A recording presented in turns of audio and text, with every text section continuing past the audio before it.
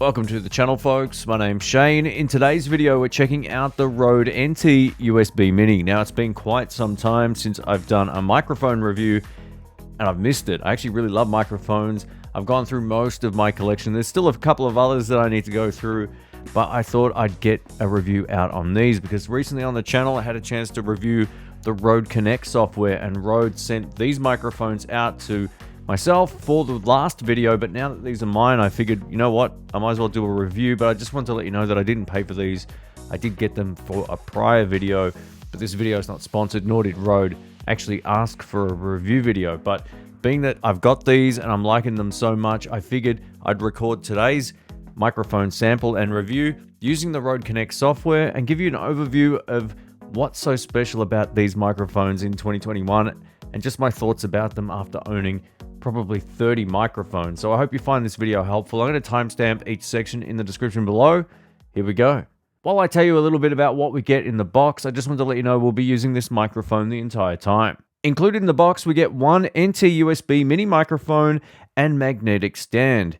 We also get one USB-C to USB-A cable. We also get a 3/8 to 5/8 thread adapter alongside the USB cable. Let's talk a little bit about the form factor when it comes to the NT USB Mini. Now, I love the fact it comes on this magnetic stand. The magnet is super strong. You can feel it start to pull about here.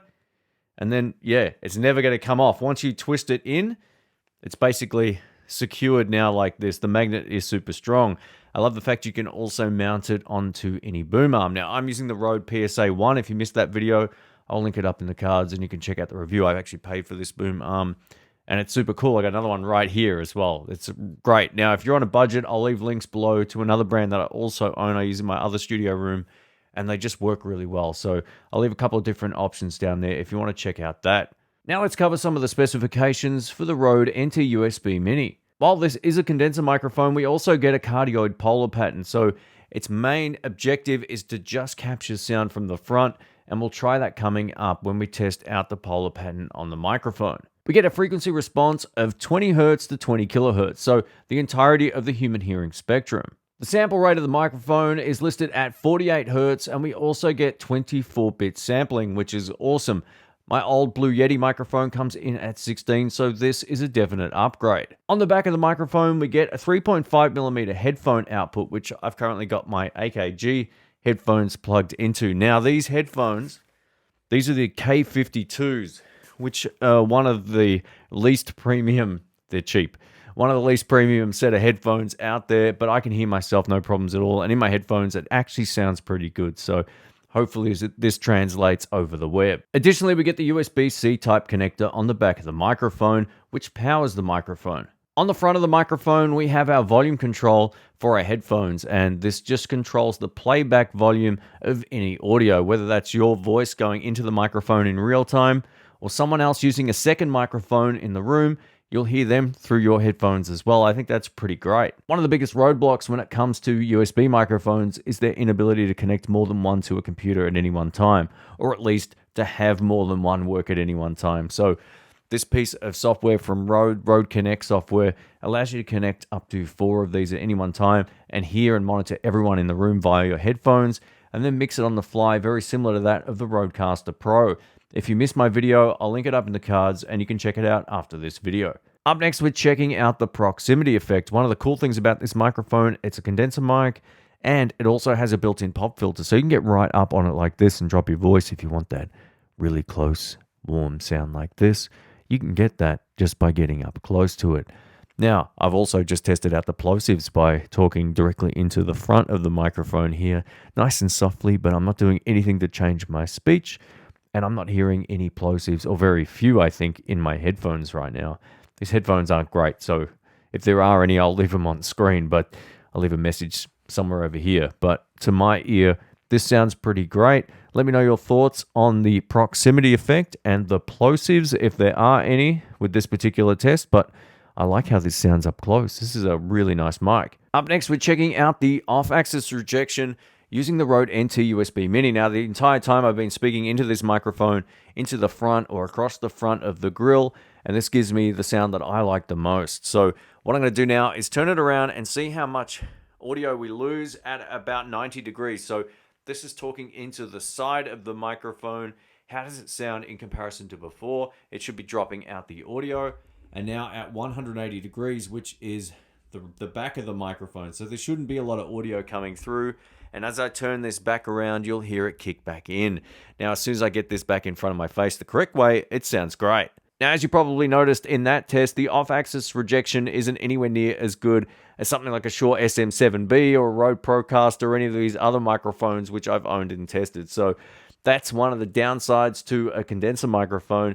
Up next, we're checking out the handling noise in a real-world situation. So I'm going to put this on the desk. I'm going to pick it up and move it like someone might in a podcast. So here we go.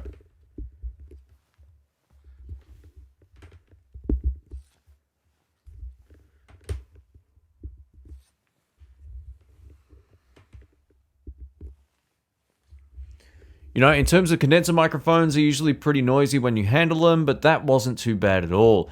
Now, the only problem I have with this stand is it is extremely short. So if I'm going to put this on the desk and talk, the audio is going to sound not very good compared to before. Even if I angle it up, it still doesn't sound anywhere near as full and as big as it did closer to my mouth, right? So there's a few things that you can do to remedy this. If you're not filming your podcast or voiceover, you can use the box and get a much better sound. It's way more ergonomic for your spine as well. That stand is just way too short.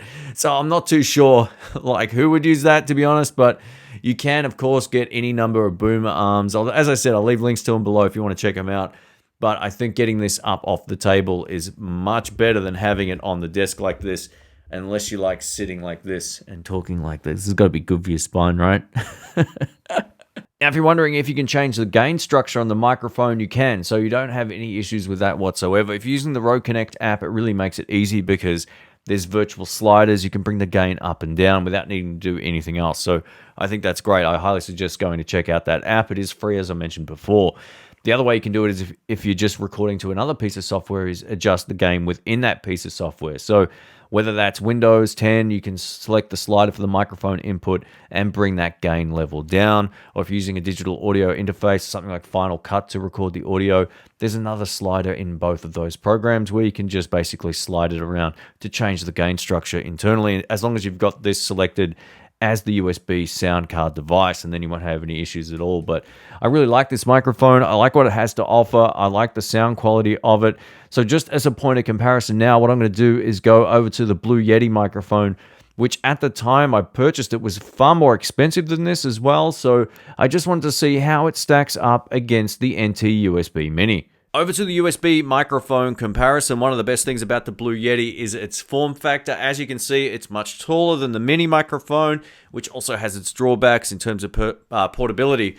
But one of the best things about it is I can sit a whole lot more natural and have this on the desk and still get a really great sound. So this is being recorded in Final Cut Pro with no audio enhancements or anything like that. Then we're going to switch it over to the Rode NT USB Mini, recording directly into Final Cut so you can get an apples to apples comparison. And now we're back to the Rode NT USB Mini. One of the things I've noticed immediately, even though the gain is set up exactly the same, is that my headphones are far louder coming out of this. So if you're hard for hearing like I am when it comes to being a musician, then this will definitely be a good choice. Now, it's not to say you can't get any volume out of the Blue Yeti, but there's a noticeable difference going over to this microphone with headphones. It just sounds far louder and fuller in my headphones. This is also being recorded directly in Final Cut, no other effects, so this is how it sounds completely flat. And back to the Blue Yeti microphone. Can you hear a difference in terms of audio quality?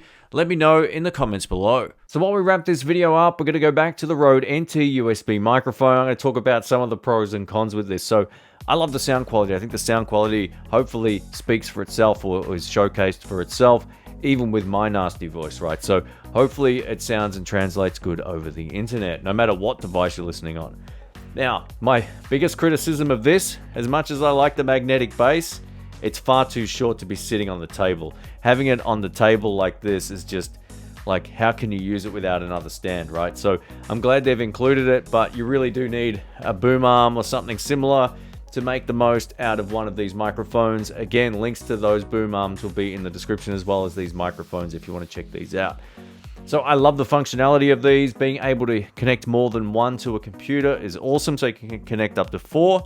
And then you can also hear everybody else's audio in your own headphones being connected directly to the mic. So This opens up a lot of possibilities for people on a budget who want to get podcasting and get really great quality audio. The only thing is, though, as I mentioned, if you're going to be filming the podcast, you're going to need a bigger stand.